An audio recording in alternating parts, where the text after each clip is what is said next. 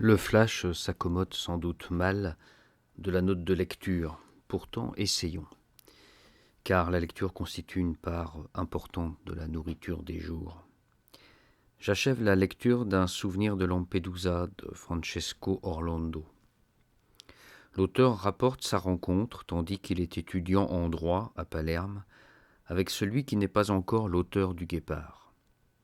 Il raconte l'amitié du prince pour des jeunes gens qui vont assister à ses cours de littérature qu'il donne chez lui et au cours desquels il parcourt toute la littérature anglaise et la française, dont il ne reste qu'un Stendhal.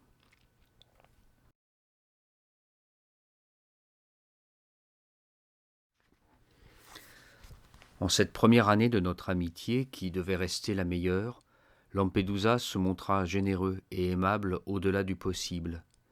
Il était sans nul doute heureux d'avoir rompu sa solitude intellectuelle, de parler autant de littérature, de connaître de jeunes spécimens humains et de leur transmettre quelque chose.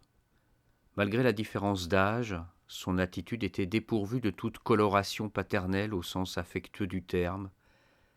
Mais ceci ne faisait-il pas partie, après tout, de la polémique délibérément antisentimentale et antiméridionale dont je parlerai bientôt.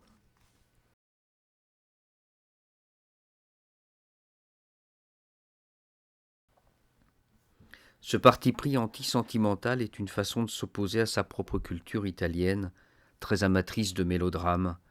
Il aime l'ironie et le sous-entendu. Quand il écrit Le Guépard, Orlando note le changement de Lampedusa qui, alors qu'il apporte son aide pour dactylographier le roman, il voit son maître s'éloigner de lui. Il mourra avant que le roman connaisse la gloire. Et parmi les écrits posthumes qu'Orlando trouve inférieurs au Guépard, un texte éclaire cette distance à soi-même de l'écrivain italien. Dans les lieux de ma première enfance, il consacre une suite de chapitres à des souvenirs. L'un s'appelle Les Promenades, et bien qu'elles traduisent des souvenirs autobiographiques, on voit très vite que ceux-ci sont reformulés dans un schéma parfaitement proustien. De toutes les promenades aux environs de Santa Margarita, celle de Monte Vago était la plus fréquente. Elle se déroulait en terrain plat, sur une distance convenable, et puis elle avait un but, sinon attrayant, au moins précis, le bourg même de Monte Vago. Une promenade nous menait du côté opposé par la route provinciale en direction de Misibesi. On passait devant un énorme pin parasol, puis sur le pont de la Dragonara, qu'entourait à l'improviste une végétation sauvage et touffue, évoquant à mes yeux les scènes de l'Arioste, telles que je les imaginais alors d'après les illustrations de Gustave Doré.